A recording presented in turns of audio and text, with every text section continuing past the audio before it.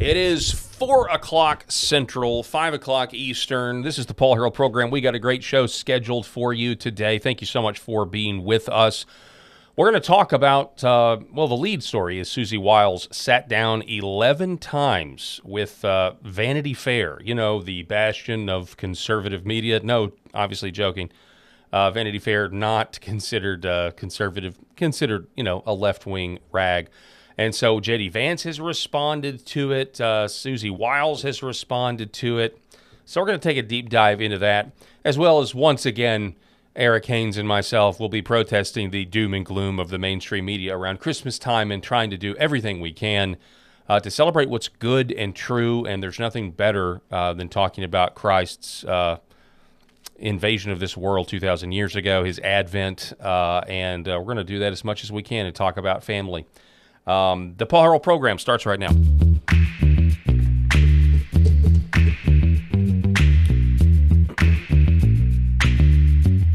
The Paul Harrell Program. All right, ladies and gentlemen, thank you so much for being with us, as always. It's a sad thing. We normally have Rob with us. Last 2 days, he's been, at the last minute, has had something come up. So Rob is not here, but Eric Haynes is back with us. Eric, my friend, welcome. Merry Christmas, and yes, happy to be a part of the conversation. Merry Christmas, Happy New Year, and happy to have a conversation, to be part of the conversation. I love it. Let's get right into it, shall we? Susie Wiles sitting down 11 times with Vanity Fair, and here's a few excerpts from the article. Over the course of 11 interviews, I guess this is the New York Times coverage of it, Ms. Wiles offered pungent assessments of the president and his team. Mr. Trump has an alcoholic personality. Vice President J.D. Vance has been a conspiracy theorist for a decade. And his conversion from Trump critic to ally was based not in principle, but was sort of political because he was running for Senate. Elon Musk is an avowed ketamine user, and an odd duck. Well, I do think out of everything, we all know that Elon Musk is certainly an odd duck. No argument there. It says, whose actions were not always rational and left her aghast. Russell T. Vaught, the budget director, is a right-wing absolute zealot, which I definitely know that to be true. And Attorney General Pam Bondi completely whiffed in handling the Epstein files. I would say that is a true statement as well. Fair. But we have, let's see here. Do we have some more? Let's see. Mrs. Wiles said, I think that when he's microdosing, talking about Elon Musk, asked what she meant. She said he's an avowed ketamine user. Mr. Musk has acknowledged trying ketamine a few years ago, but denied reports of more recent use. In the interview with the Times on Monday, Ms. Wiles took issue with the quote attributed to her about his drug use. That's ridiculous. I wouldn't have said it, and I wouldn't know. But Mr. Whipple played a tape for the Times in which she could be heard saying it. So they have her on audio saying it. So this is a little bit of a, political misstep, if you will, at a bare minimum. Susie Wiles responding, saying the article published early this morning is a disingenuously framed hit piece on me and the finest president, White House staff, and cabinet in history. Significant context was disregarded, and much of what I and others said about the team and the president was left out of the story. I assume after reading it, this was done to paint an overwhelmingly chaotic and negative narrative about the president and our team. She says the truth is the Trump White House has already accomplished more in 11 months than any other president has accomplished in 8 years, and that is due to the unmatched leadership and vision of President Trump, for whom I have been honored to work for the better part of a decade. None of this will stop our relentless pursuit of making America great again. So that's her response. Now, before we get to some reaction to it, Eric, what is your reaction to this piece of news? There's probably more important things that we could talk about, but then at the same time, it isn't about death. Yeah, but what I love about people like Susie Wiles is that they're the glue. They're like the admiral type of Trump 2.0, and she works behind the scenes and intentionally doesn't want all of the public recognition that she probably deserves for that chief of staff position. Has to be an absolutely amazingly difficult position to be in. She's got a really tough job. And so I just see her as the type that's constantly steering the ship in that Oval Office, and with all the people that are constantly wanting a piece of President Trump's time and all of the drama, she's involved and a part of all of it. But you see her behind the scenes as that admiral type, and I think she's been great. So you give her a passing grade. A lot of people. Yeah, this stupid comments about the Elon Musk thing, that doesn't deflect from what she's doing on a daily basis. Okay. And whatever. So whatever little pieces that they're pulling out in context or out of context to try to disingenuously frame her, as she mentions in her post there, that doesn't, to me, detract from what she's doing on a positive note on a day-to-day basis and has done for all this past year for the administration. So you give her a passing grade, and this is just a political mishap. I will say, so there's other people that disagree. Sure. Robert Barnes, in her own words, Susie Wiles confirmed long-held suspicions of her hostility to MAGA principles, including her opposition to pardoning all J6ers, her opposition to taking apart USAID, her belief Epstein files are no big deal, and her dislike of deportation raids. And then he says Susie is the swamp. Now, on another side of the take, a positive take, is Donald Trump Jr. He says the opposite. He says Susie Wiles is by far the most effective and trustworthy chief of staff that my father has ever had. When Susie took over my father's political operation after J6, excuse me, people forget how many Republicans were treating him like a pariah. Yeah. Now, that is true. Countless operatives, consultants, and elected Republicans thought my dad's political career was over and wanted nothing to do with him. They attacked him ruthlessly and predicted that he would lose if he ran for office in 2024, not Susie. He says she was a loyal fighter for him from the moment she came on board. When things were tough and other supposed friends left my dad like a bunch of rats, Susie stood by his side and worked her ass off every day to rebuild his political operation and ensure that his comeback in 2024 would be successful. When others cowered, she stood strong. He goes on, one of the other things I've appreciated about Susie is how she has never tried to subvert my father's America First policy agenda. She's an honest broker who only cares more about executing my dad's wishes on policy, which is much different than how things were in his first term when countless staffers thought it was their job to rein in Trump. So this is a complete opposite, because a lot of people still feel that that Susie Wiles is trying to rein in or maybe keep there's even allegations of trying to keep information from him and that sort of thing. Again, Don Jr. saying no, that from securing the border to not getting dragged into endless wars to reining in the leftist administrative state, Susie has been a gigantic ally to the America First movement. Most people don't know that Susie was also the person I worked closest with in the 2024 campaign to bring in RFK Jr. and the Maha movement on board. While others were skeptical of Maha, Susie immediately got it and has been one of the biggest advocates in the entire administration. She doesn't talk much about any of this stuff because she doesn't like to take credit for things, another rarity in D.C., but I have seen it with my own eyes behind the scenes for years now. I very rarely speak about my father's staffers, but there is no one on earth more equipped to serve my father as chief of staff than Susie. So that is what you call a full-throated endorsement in the wake of a scandal. And I don't know. I mean, I understand what he says there. I mean, he's the only. I mean, that's his perspective because he's a lot closer to it than somebody like you or me.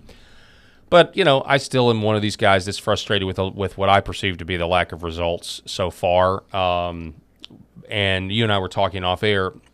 It is now, and this is maybe we should save this for later in the show, but I'm frustrated at the lack of perp walks, arrests, and things like that, and because those are what my expectations are, because I feel like those things have to happen if we're going to save the country.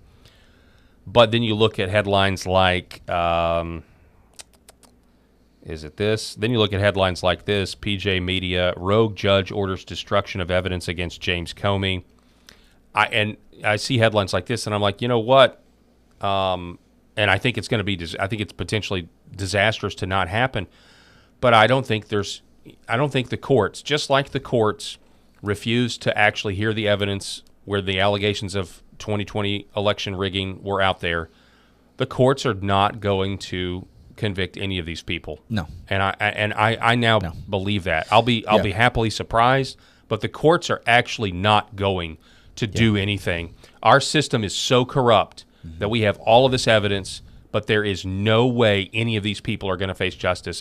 That's now where I'm at. It's just not going to happen. No, it absolutely won't. And it is infuriating to say out loud, but I welcome you over to the dark side of my opinion that that's just not going to happen. I mean, Letitia James is not going to go to jail. James Comey is not going to go to jail. Peter Strzok and Lisa Page are not going to go to jail. Hunter Biden is not going to go to jail. Dr. Fauci is not going to go to jail. It's not going to happen. And it's not. I don't get it. I get no excitement from or energy or positive vibes, feeling like that's or knowing that that's the truth. But that's just the way it is. That's the way it works. I'm beginning to believe. So we have to focus on the positive things. That would be glorious if we got to see that happen, and those people that are potentially deserving of it do make those but it's just not going to. So we have to focus on the positives where we find them in Maha, in what Doge was able to accomplish, and in all these other things that are going on. Which, to get back to Susie Wiles, she is helping orchestrate one of the most transparent administrations in history as it relates to time that the media has with the President of the United States. And so no, I see what you're saying there. The media does have access. She gives hours a day of microphones in front of President Trump with a gaggle full of media, able to ask him whatever they want all day, every day. He has done more interviews and has answered more questions in a few months of this administration than most administrations do in 4 years. And so, to her credit, she's running a great organization and giving a lot of folks access to the goings-on of this administration. All right, so J.D. Vance was at a rally, and this is about the Susie Wiles thing, and then we'll wrap up and move on to the next topic. And he got asked the question about Susie Wiles calling J.D. Vance a conspiracy theorist. Mr. Vice President, Jacob Bogage from the Washington Post. It's good to see you. Good to see you, too. Merry Christmas. Thank you. Same to you.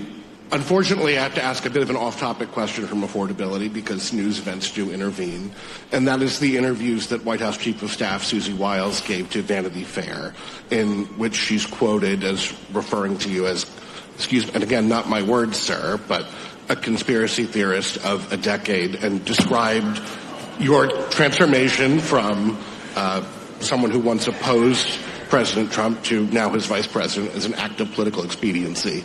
And I'd like to give you the chance to respond to that, sir. Well, first of all, if Susie, I'll trust what you said. I haven't looked at the article. I of course have heard about it. But conspiracy theorist, sometimes I am a conspiracy theorist, but I only believe in the conspiracy theories that are true. Perfect answer. And by the way, Susie and I have joked in private and in public about that for a long time. For example, I believed in the crazy conspiracy theory back in 2020 that it was stupid to mask 3-year-olds at the height of the COVID pandemic, that we should actually let them develop some language skills.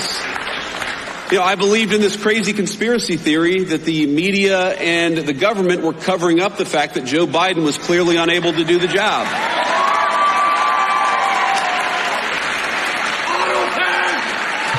Auto pin. And I believed in the conspiracy theory that Joe Biden was trying to throw his political opponents in jail rather than win an argument against his political opponents. So, at least on some of these conspiracy theories, it turns out that a conspiracy theory is just something that was true 6 months before the media admitted it. And that's my understanding. Now, look, I do want to say something about Susie, though, because, again, having not read this article, Susie is a person I've come to know very, very well. And, you know, a lot of you probably ask yourself, what is it like behind the scenes? What's going on, actually, behind the scenes of the Trump administration? And I'll tell you, the president is exactly in private who he is in public. Like, I'll tell you a little story. A week or so ago, I walk into the Oval Office, and Marco and I are sitting there talking with the president about something. He says, stop. And he looks at our shoes and says, you guys have terrible shoes. So he goes and gets a shoe catalog. Now remember, this is the Christmas season, so the president's got some holiday cheer. A shoe catalog. First of all, a catalog? Hey, Where are there catalogs anymore? He goes and gets a shoe catalog? Can you imagine if you're like some junior staffer, like Donald Trump needs a shoe catalog? I just go grab something off the shelf at Gearhead. Where would you go get? I don't know what a shoe what catalog this tells even me looks is, the shoe catalog existed, so Donald Trump still shops via catalogs. That's what that tells me, which is good. I mean, those dudes wear some expensive suits too. That in a way that's refreshing. That's very Oregon Trail of him. Anyway. He goes and gets a shoe catalog and gets his favorite shoes and orders like 4 pairs of shoes for me and 4 pairs of shoes for Marco, because he's like, we need our vice president or secretary of state to look their very best. And, then we went back to talking about whatever major, international issue we were talking about. Again, he is exactly in private who he is in public. Also, I can't tell you how many that, and having worked for type A, people who've owned businesses, it's exactly how they are. Totally. Yeah. I get to interact with them all day, every day, and it is absolutely that way. Their motor is constantly running. Yep, and they want to solve problems. The ideas that can come like that, and they just tackle it right there. Yep. They want to generously solve problems if they can. If they can help the people that are around them, they'll do it. Anyway, that is encouraging. Yeah. So. That's not true of most people in Washington, D.C. It's not. And I've seen so many people who will say one thing to the president's face, Democrats and Republicans, and then will do the exact opposite behind the scenes. You know why I really... You know what they are. And you know why I really love Susie Wiles? Because Susie is who she is in the president's presence. She's the same exact person when the president isn't around. I've never seen Susie Wiles say something to the president and then go and counteract him or subvert his will behind the scenes. And that's what you want in a staffer. Because as much as I love Susie, the American people didn't elect any staffer. They elected the president of the United States. And what you want... And what you want in a staffer is a person who understands they are there to effectuate the will of the American people, and they're there to follow the orders of the duly elected Commander-in-Chief of the United States. And Susie Wiles, we have our disagreements. We agree on much more than we disagree, but I've never seen her be disloyal to the President of the United States, and that makes her the best White House Chief of Staff that I think the President could ask for.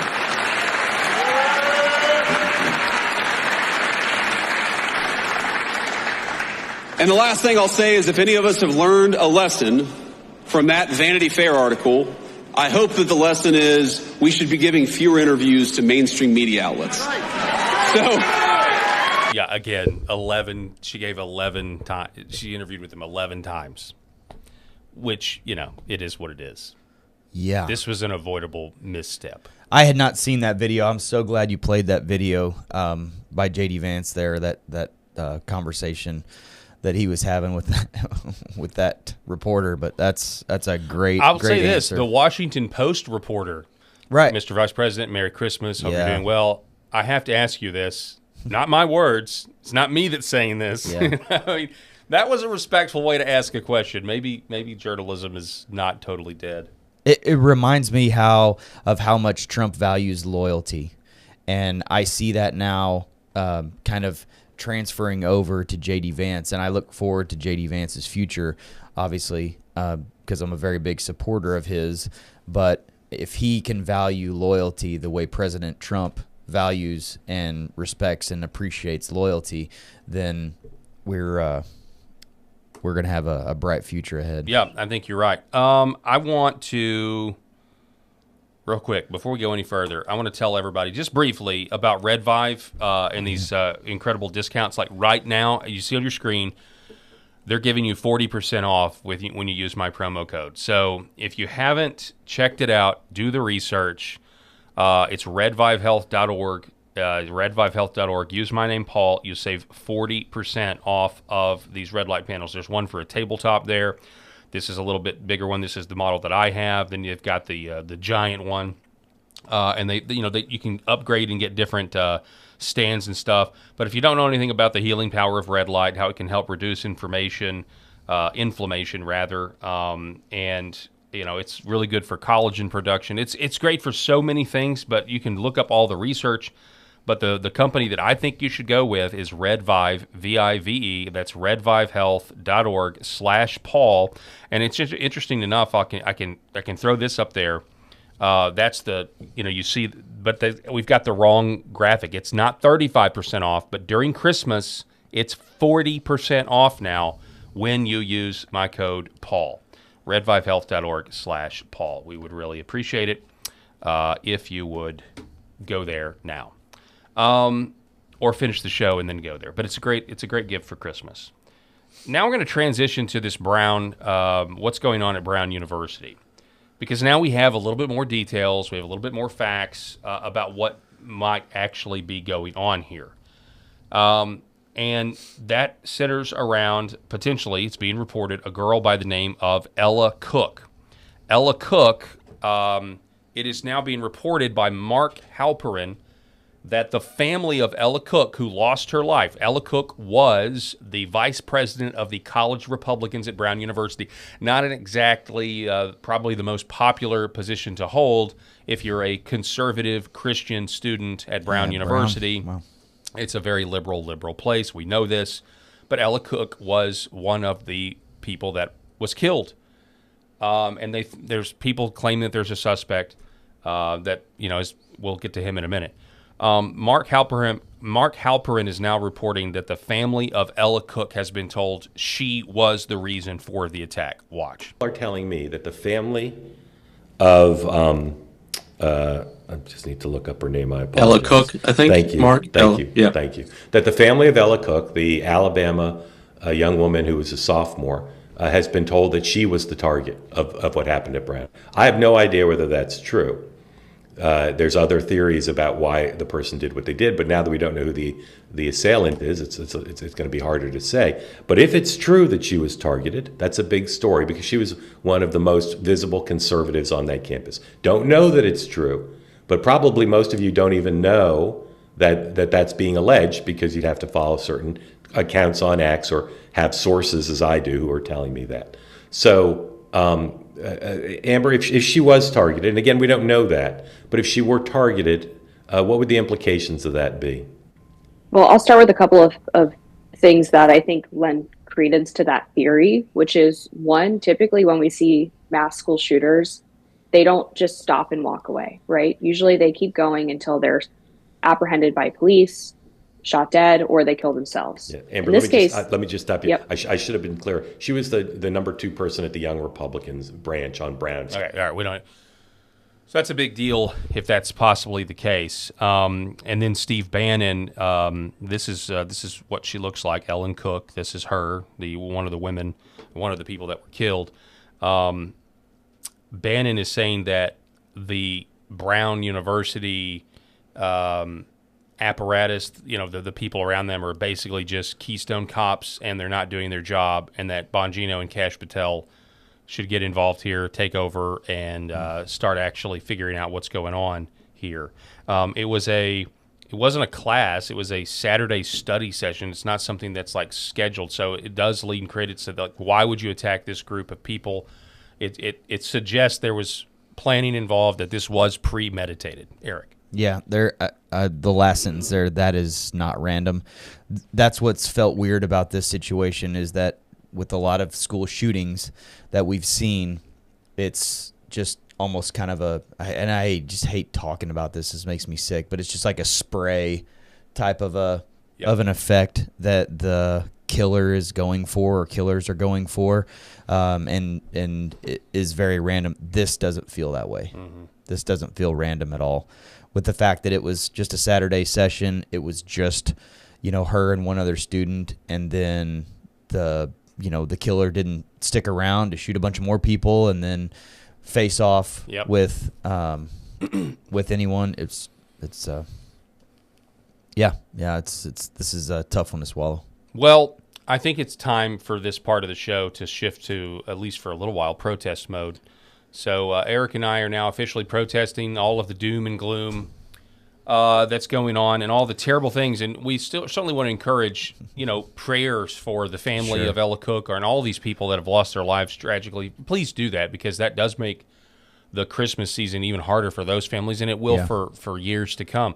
Honestly, I think about what we're witnessing here in our own local community with the families in Manila, where you're familiar with what happened, the car wreck where people have lost.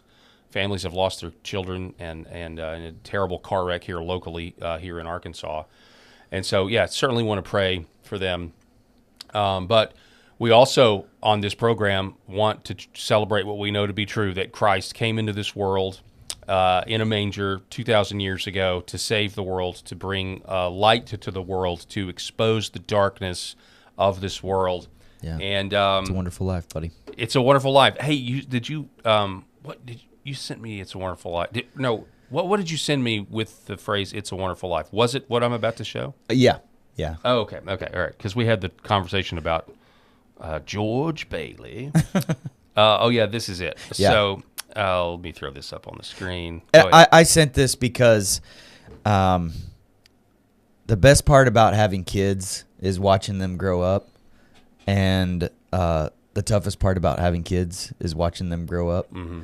And I realize that I'm in like this magical moment in my life, and I'm so very thankful for it, that, I have 11-year-old twins, a 6-year-old daughter, and a 2-year-old son. It's like these magic moments every night this time of year, no matter what pajamas they have on, no matter what Christmas movie, like all the great ones that we talked about yesterday, is on TV, or whatever activities they have going on at school.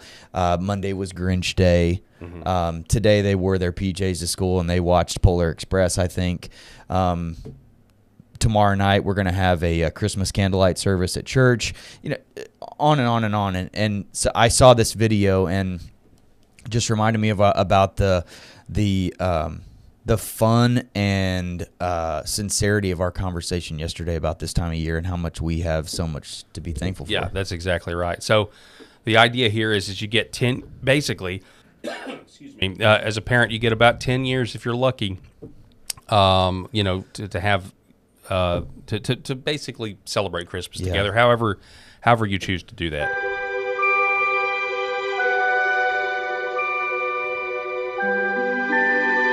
Years of creating the magic. Oh, that is that's something that we do. So this is Dickens Village stuff. Well, yeah, actually. Or that's the Christmas vacation car right there. Oh, it sure is. Look at there. Yeah, this is. My mom was big into Dickens Villages growing up. Yes, you've got the RV, Cousin Eddie's RV. Yeah. So no, that's the Griswold house. Yeah.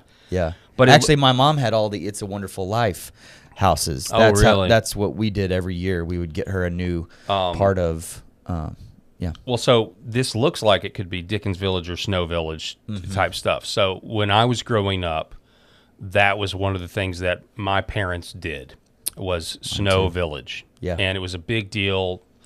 All of their family would kind of constantly, for their birthday or whatever, they'd get them a Snow Village piece. And so we had this massive collection. Yeah.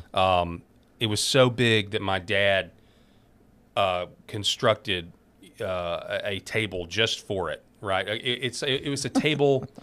It's like Sounds a just like table my house. that was custom fit for exactly where we're supposed to go in the house. Right up against the wall. It looks like kind of looks like a giant grand piano. Like it's got this. We had a angle giant hutch to where a couch could come up right next to it. Right. Yeah. And then it's got a double decker. Yes. That's not as big. It's less wide than the bottom, so you can see all of the bottom, and then you got the top. Yeah. And this thing would just get bigger and bigger every year. We had like the little whole accessory we pieces. had the whole town mapped out, right? The courthouse went where it was supposed to go. Yeah. Then you would have like kind of, this is out in the country, so this is where the doctors, the country doctor's office goes. And then you started getting Coca-Cola bottling plant. Then you started getting the Hershey's chocolate factory. Well, now we need an industrial park where all the factories are going to go. So we all, as little kids, we turn into these little city planners. And then, of course, we were told, now you can't play with any of this stuff. Oh, yeah, right. It's all extremely fragile. No footballs in the house, Yeah, boys. it's all extremely breakable stuff. Yeah. That was me and my younger brother. No footballs in the house during Christmas. I guess about 5 years ago, my parents, they're not going to put it out anymore. Right. So I have 2 older sisters. And so we split the collection into threes. And there wasn't any into thirds. There wasn't anybody being like, no, I'd give it all away. I don't want it to be divided. There was no Solomon's baby moment. We were all like, yes, I'm taking what's mine. So we sat down at Thanksgiving one year, and we basically we had a few like picks where, well, what is your favorite piece? Like what piece do you want from this collection that this is your, favorite piece? Right. Mine was the movie theater, which by the way, on the outside has now playing It's a Wonderful Life and White Christmas. Yeah. But anyway, and Priceless. then my sisters went and bought the pieces that they didn't get for me, to kind of make their collection complete. Mine is still just a third. I haven't added anything to it. Yeah. But we put it out every year. I don't have the room in my house to expand it, and so until I have the room, I'm not going to do that. But priceless, man. anyway, it's something that's good. It's something that really is a big part of decorating the house for Christmas. Sure. Is the Snow Village. So anyway, so we don't get a lot of time. Is what we're saying. Yeah. I'm 41, right? My life is half over. I'm convinced that the parents that spend the most amount of their time and are present with their kids the most time are the ones that in the end win. Mm-hmm. I think that's just the key to everything, is just being present with them and making these memories. And this time of year is so much about that. And we talked yesterday about this great balance between our Christian faith and Jesus and the Santa Claus side of things, and striking up a good balance, because you see the pendulums kind of swing, in different directions at times, and so I think it's really great that we talk about this a lot. Let's actually have. If you got young kids in the room, here's a disclaimer: young kids in the room, it's time to turn the video off. Okay, if you got kids in the room, this is it. You got 5 more seconds. This is turn the video off. Don't listen to this. Okay, all right. So, I grew up.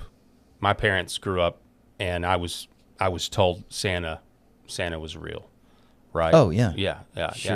I have not done that with our child. My wife grew up not doing it. By the way, this was like a 5 alarm fire for my side of the family when I told my folks, we're not going to do the Santa thing. Yeah. Now I don't, because I've experienced both. Like I experienced it myself, the magic, the idea of, hey, I think Santa's real up until, I don't know, I was 8 or 9 or whatever the age was. The reason I did it, the reason we decided not to do it, is because me being in politics, me seeing kind of everything that was coming down the pike, I just figured, and it's kind of funny now because I don't even really want my daughter to go to college because I think they're so bad. But the idea was to try to equip her with to try to eliminate every possible skepticism that some liberal professor could throw in her face in college. That was my tipping point. I was like, that was great when America was the 80s and the 90s. Yeah. But things are different now. Right. I would love to be able to do that. And then you get some people that don't want, to quote, lie to their kids. There's a lot of people that harbor on that. I have no judgment either way because I've experienced it. I know how amazing it was myself. Yeah. But I made the conscious decision to not raise, in that one aspect, to not raise my daughter the way I was raised in that. Yeah. But again, no judgment, because from what I'm hearing from you, you guys are in on it. Or you guys are. It's still real. Chandler, our 6-year-old, was talking last night about because we had a little afternoon with Santa thing at church a week or so ago, and they made reindeer food. at that. That was one of the stations, Nice, one of the crafting stations. And she was talking last night about putting the reindeer food out and getting really pumped up about hearing them. Maybe she can stay up. Yeah. Daddy, I think maybe this year I can stay up long enough to hear the reindeer's hoofs awesome. on the roof. And by the way, our roof is not appropriate for any landing pattern. In fact, it would be incredibly dangerous. So yeah, we're hoping that they just hover. Yeah. You know, well, yeah, they can do that. I mean, they're above our house, reindeer. above our house this year. So Yeah. Chandler, I don't think she'll be able to hear them again this year. But anyway, Well, that's cool though. I think like I said, and our 2-year-old Brock, he says Yantataz, walks around pointing to everything, and he hugs every figurine he sees. Yeah. When we go to Home Depot or whatever store, Walmart, when he sees anything Yantataz related, he goes and gives it a hug. So Of course. he's pumped. Well, He's pumped. I know it's you know, it's a good time. I mean, I could sit here and talk about this stuff for hours and hours. Me and too. hours So that's because why we should talk about is Home Alone. You know, a lot of people say This was cool. Is Die Hard a Christmas movie? I'm a yes on that. You think so? Yeah, it's not one I'm going to sit there and watch with my young children or anything like that. But yeah, it's very, very, very Christmas setting, you know, involved. Everything about it is it's a company Christmas party that they take over and steal all that money. That's a good point. Yeah. Yeah. And a lot of people forget that George Washington crossed the Delaware to kill the British and the Haitians part of it. on Christmas. Yeah. That's what we'll do. We'll kill you on Christmas if we have to. So sometimes things get violent. I don't know what to tell you. Awesome. But is Home Alone a Christian movie? Now, this is interesting. Not Christmas. We obviously know Home Alone is a Christmas movie. Right. Is it a Christian movie? Now, when this movie came out, Eric, it was, I don't know if you remember this, but I remember growing up around here, it being kind of scandalous because of how Kevin McAllister talked to his mother. Correct. Yep. I mean, my mom and a lot of other, they were absolutely mortified Yes. that you know, John Hughes would allow that kind of language to just. I am upstairs, dummy. Yeah. Every time that happens in our house when we watch that movie, and every time I saw it growing up, you know, either my grandmother or mother, if they were in the room, or nowadays, me and Audrey, I mean, when we hear that, we're just like, Yeah, I and mean, the kids turn and look at us. We would never say that to you, Dad. I turned to we my would never kid, say that to you, I know, Mommy. but I turned to my kid and I say, "Do you realize what would have happened to me had I ever talked to my family the way he's talking to them?" And it would not have worked out. I don't want to be in this family. I don't want to be any family. Families suck. And I'm like, Gah! Yeah, I know. Don't ever say that. So what they do is they certainly set up a character who is on a path to really a bad life. Yeah. I mean, this, like, Kevin is gonna grow up to be a really bad kid. I mean, if you talk to your parents that way, that's just that everybody Totally. All of the friends that growing up, if they were disrespectful to their parents, you know, it's a spectrum. But you know the ones that were just like, wow, I could never talk. He's to my got Buzz parents as that an way. older brother, Yeah. and the other older siblings. They're like, you're les incompetents. But anyway, this I don't know what podcast is this. Josh, it says somebody. Yeah, Howerton's been Josh Howerton. been really vocal and speaking out about the positive religious impact of Charlie Kirk and the revival. Okay. That he has really stirred. But this is a great part of that. So here it is. Please enjoy. Is Home Alone a distinctly Christian movie? Is the question. We did the Home Alone as a Christian movie. That went super stupid viral. So then we have all these podcast listeners that start like sleuthing this thing. Dude, I learned some stuff this week that makes it even better. We have a podcast listener who works in Hollywood. This is going to blow your mind. This guy sends me this, and he's like, oh, yeah, dude, the two guys that wrote Home Alone, devout Christians, devout Catholics. Then he sends me the original script of Home Alone. No way. I'm looking at it right now. Okay. I'm going to do a brief reading of what was supposed to happen in the original script of Home Alone. Whoa. When Kevin is in the church with old man Marley, this is going to blow your mind. Okay. Buckle up. Marley, I was baptized in this church. Kevin looks up. Then Marley says, I got married in this church. My boys got married in this church. I said goodbye to my wife in this church. Then Kevin, after a long pause, says, you got divorced in a church? This is supposed to be funny, right? So then Marley laughs, Kevin smiles, and Marley says, I don't laugh too much anymore, but you got me. Then Marley says, what I meant was that the services for my wife when she died were here. The script says, Kevin feels terrible. Marley says, it won't be too long before they have my services here. Kevin, you shouldn't say that. Marley, I'm an old man. I've had a lot of living. I'd like to be with my wife again. Kevin, is that possible? Marley, I believe it. Up in the kingdom. Not here. Kevin says, oh, Marley, this time with my wife for eternity. Long pause. Marley says, so you've been a good boy this year? Kevin looks up at Marley. After a long beat, he shakes his head. No. Marley says, maybe you ought to tell him. Who? Kevin says. Marley shifts his eyes up to the ceiling. Him. Should I bother him on Christmas? Marley. He's open all year round. Marley. He'll listen. You're a good soul. And you tell him about the trouble you had with your folks. Kevin is startled that Marley knows. Stick with me for just a second here. Kevin, you know about them? Marley, just a guess. You get on your knee and you ask him to fix things for your folks. And you say please and you say thank you for all the other things that he's done for you. And then you go on home where you belong. And then it says Kevin kneels and he prays. And then he finishes and he looks back at Marley and Kevin says, how long does it usually take for things like this to work? Marley says, give him till morning. Kevin says, okay. And then listen, the last thing it says is Marley holds out his hand. So we learned earlier in the movie, it shows his hands are pierced all the way through. Bro, in the last scene of the movie, when Marley has just finished saving Kevin and you see him reunited with his prodigal son, look at this. Throw that up.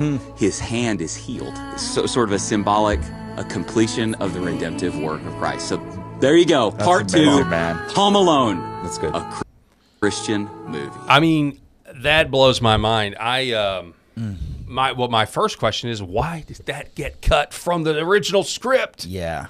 Yeah, these Because movies it was too overtly Christian. These movies get filmed, and there's hours that go into it. They got to cut something. I just wish they hadn't cut that. That one was tough. That would have been it. But so the if that's the original script, so his previous video I think I saw. I hadn't seen that one, but his previous video I did see where he talked about how there is still sort of the element there because he does go into the church to find some semblance of peace, before he goes to take on the before he rolls out the battle plans. Yeah, because when he leaves the church, he goes home and he has his little microwave battle plans, and then has his little microwave meal there. But it would have been great to see that play out and have Marley have that extra part. Yeah, that is kind of wild though about the hands though. I hadn't noticed. I never that. made the connection about seeing blood on this part, but then the Band-Aids going across this part. Yeah. It pierced all the way through.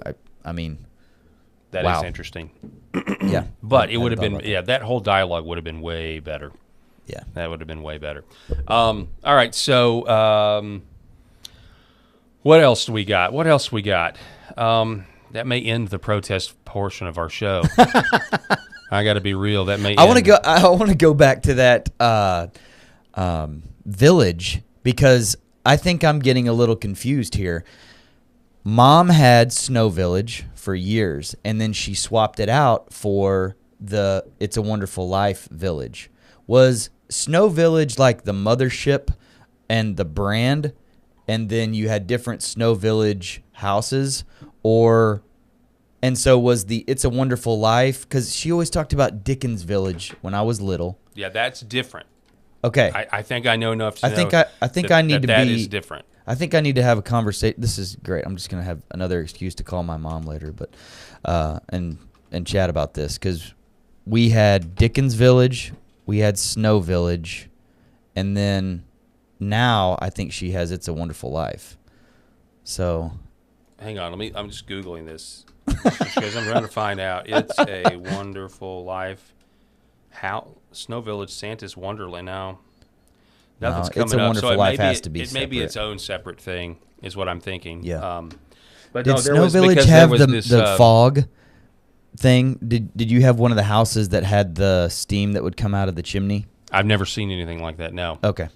But what we did was I thought one year mom got a fancy one that was like had some smoke that would come out of the. There was the Dickens Village, which was the competitor to this Department 56 Snow Village. Oh, Department 56 was Snow the Village. company. Yeah. Snow Village was the. Okay. And then there was this competitor that came out there. It's so funny how especially it's really funny to think about how adults, as I think about my kids my parents, especially when they were the age I am now, they're just grown up children, because I remember there was this competitor Snow Village type thing at Christmas called the North Pole.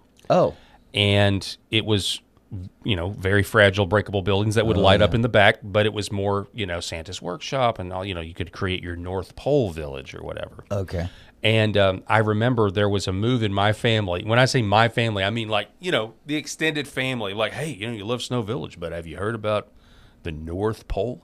And I distinctly remember at least one of my uncles, trying to fight against the wave of Snow Village. Be like, yeah, these are more limited. There's not as many of them, and they're going to be worth a lot of money someday. Oh, the hobbyist. He was a hobbyist, huh? Yeah. Yeah. These they're going to be. I remember it. These could be valuable someday. It's like it's the Pogs. It's the Pogs or the. Do you remember Pogs? Oh yeah. Or Beanie Babies. Yeah. It's like it was Pogs with the slammers and absolutely. Yeah, but it was just the adult. That was version more of my that. younger brother's age. I was a little bit past that, but I do remember. Yeah, I do remember the Pogs. Anyway, that's just hilarious to me the way that all works out. So let's talk about a couple of things. We're going to do some Maha stuff, and then I'm going to turn my attention north to Canada and the tyrannical government in Canada. The FDA is not adding black box warnings to COVID-19 jabs. This, according to the Epoch Times, the Food and Drug Administration is not adding black box warnings to COVID-19 vaccines, even though an agency center recommended it. FDA Commissioner Dr. Marty Marquet said on December 15th. When it comes to the black box warning, we have no plans to put that on the COVID vaccine, Marquet said during an appearance on Bloomberg Television. Black box warnings are the highest safety-related warning that FDA officials can place on products. Scenarios warranting their usage include when there's an adverse reaction so serious that it is essential that it be considered in assessing the risks and benefits of using the drug, or when there is a serious adverse reaction that can be prevented or reduced by appropriate use of the drug, according to FDA documents. The announcement comes several weeks after FDA officials reported deaths of children following the COVID-19 vaccination. We covered that on the show. And concluded that at least 10 deaths were related to the vaccines, according to a November memorandum obtained by the Epoch Times. The review, which included looking at autopsies, has been broadened to other age groups. The announcement also came several months after regulators updated language on the vaccine labels for a form of heart inflammation called myocarditis. Now, remember, ladies and gentlemen, myocarditis is something that you probably are very familiar with that word now, but I had never heard of it. Many of you out there, if you're honest with yourself, had never heard of it before 2021. Regulators updated language on the vaccine labels for a form of heart inflammation called myocarditis. The inflammation was discovered after the FDA first authorized COVID-19 vaccines in December 2020. The updated labels state that the highest observed risk of myocarditis was among young males aged 12 to 24 after receipt of vaccines from Pfizer, BioNTech, and Moderna. So this is a lot of people upset that they're not gonna add the black box label. And the reason I pulled this story up, came out today, is because of just some of my own personal interactions over the last couple of days. And what I mean by that is I am, providentially talking with people that have health problems, and these are older people, and they're blaming they're now blaming the vaccine. They think talk to somebody. I've talked to two individuals personally, and I've heard from another individual who has cancer, and they're now essentially, in their own intuition, call it what you will, they're now believing, they're now believing that the vaccines are the reason their health is the way it is. And There's plenty of other stories out there, by the way, that you can find where there are people alleging that. Okay, so this is not a new thing. I'm just telling you in my own community. Okay, I'm now running into more and more people in my own community who now believe that the vaccine is the cause of their cancer, or the vaccine is the cause of their health problems, heart problems, breathing problems, you name it. And that to me is I don't know. I guess my intuition is this is happening all across the country. And the government is not going to win the trust of the American people back until they acknowledge a lot more than they're acknowledging. So, yeah, I've met Dr. McCary before. It's been years, but really? It was down when he worked at Florida Hospital in Celebration, and was a big name down there at the time. And I know him to be somebody that's objective as it relates to data, and I know that in this Trump administration and in this specifically in the health department that he is a huge part of, they are rejecting a whole lot of the nonsense that came out of the 2020 trust the science era and said, no, the data did not show that. And here's what the data does show. And this is objective, evidence-based medicine data.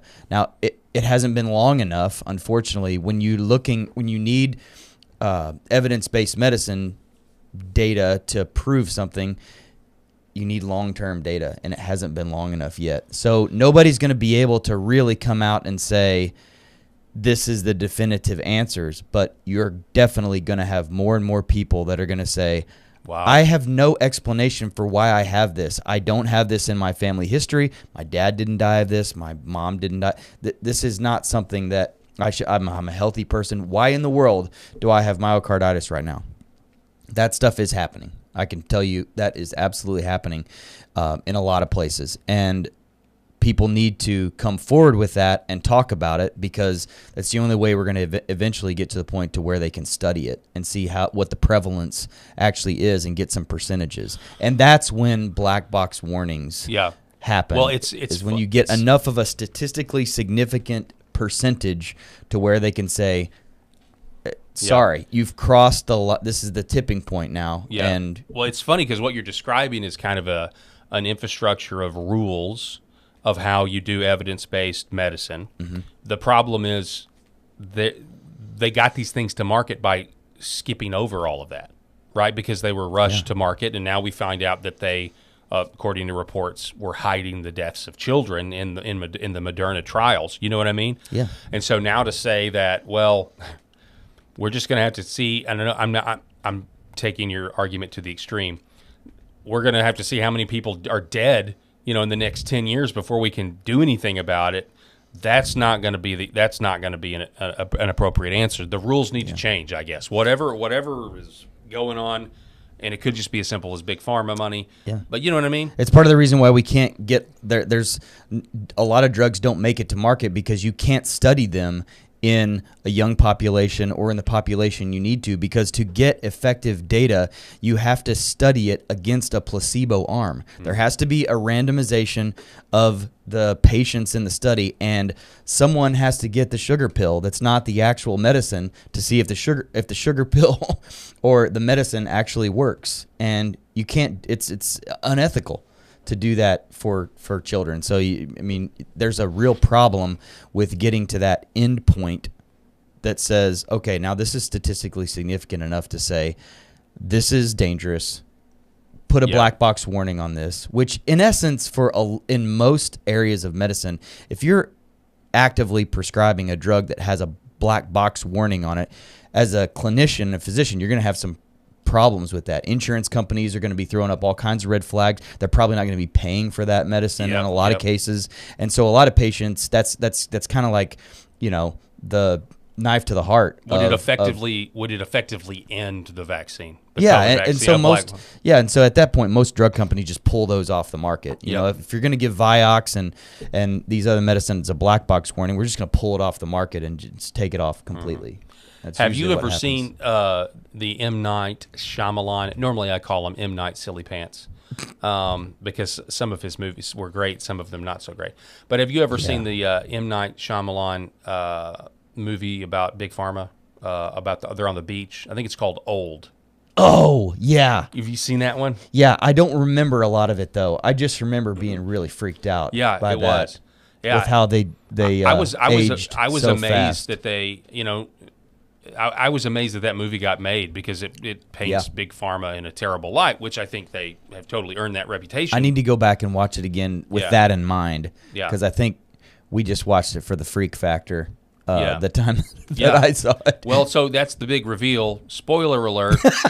Spoiler alert. The big reveal is, I've already spoiled it for you. The big reveal is that this resort that these families go to, they're being experimented on. Each one has a specific medical problem, and so they've been given stuff by the resort. They've been given an experimental drug by the resort, and then they isolate these people on this beach, and of course some people age really quickly. Some people die decades within a matter of minutes. Yeah, and it's how they're testing drugs on people. Holy cow! And okay, of course, most everybody dies because the drugs kill them. I mean, or they lead to their death one way or the other. But I couldn't believe that movie got made. It was crazy. But anyway, well, I've worked for. I'll be perfectly transparent. I've worked for pharmaceutical companies, and in the past when I was a lot younger, and I know they try very, very hard to come out with medications that work and that have a very low side effect profile, but lots more medicines don't make it to market than do. Yeah, by far. And they invest millions and millions of dollars in drugs that never become something that anybody could actually take, but they're trying different formulations, and it just is what it is. So it's good to see, like, getting back to the point of Dr. McCarry's statement, that they're going to at least get the data in. And I think this administration, way more than others, will be a lot more transparent about providing and putting that information out. You never saw that from the Biden health department. Mm-hmm. Yeah. So interesting. Yeah. I mean, my kids were the ones with 5 years old trying to learn how to read with a teacher with a mask on. Yeah. Child abuse. Honestly, I think we should look back at that and say we allowed like some serious things that were going on. I hate to. I don't want to jump onto a soapbox here. I'm going to digress. Go for it. Do it. Quickly, we got about 3 minutes. I hate how many non-objective arguments I had to have with people that I was friends with and respected, that, I walked away from that situation just very, very, very confused and very, very frustrated. That's tough. That was a tough one. Yeah, I mean, and I'm assuming it's because and nothing against me for walking into the grocery store. I don't care, but for my children that were trying to learn how to read and couldn't see the teacher, it was just terrible. I mean, were those conversations that you were having with people that were just totally 100% buying everything they were hearing on TV?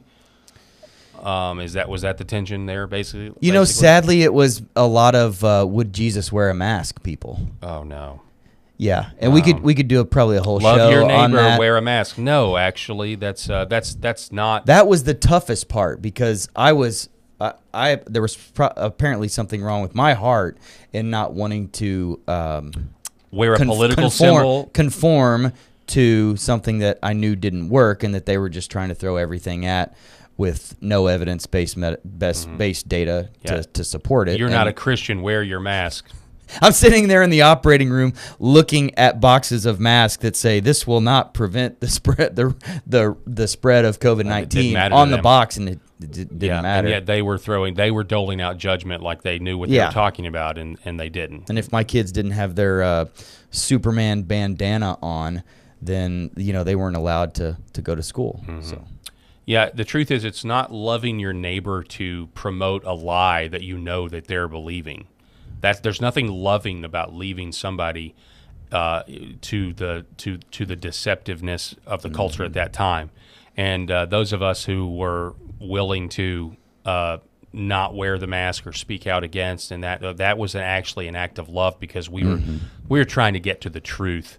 And those of us who were awake at the time were convinced that you guys were all zombies, essentially. And we certainly weren't. Also, when it comes to our families, I remember there was some vacations that we went on that I refused to fly, and I was like, I'll just drive, because there's no way I am going to wear a mask, but I'm certainly not going to make my daughter wear one to get on a plane. I don't ever want her to have the memory. Yeah. Of course, we homeschooled and everything else, so we avoided a lot of that stuff in the first place. But I'm like, I don't ever want her to have that memory. Yeah. And my kids were young enough to where I hope they all forget. Yeah. I found a mask in the corner not too long ago from that era of my office, stuffed under something, and it was bad. Well, I'm glad it's over. Let's hope it never happens again.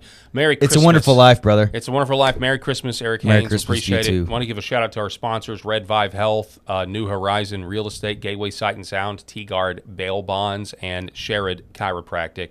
We appreciate our sponsors making this show possible. Also, want to thank Ex American News for carrying the show. Thank you wherever you're watching from, on Facebook, YouTube, or X, or wherever. Just like or retweet or do whatever the thing is you're supposed to do on whatever platform you're watching, Rumble included. We would appreciate it.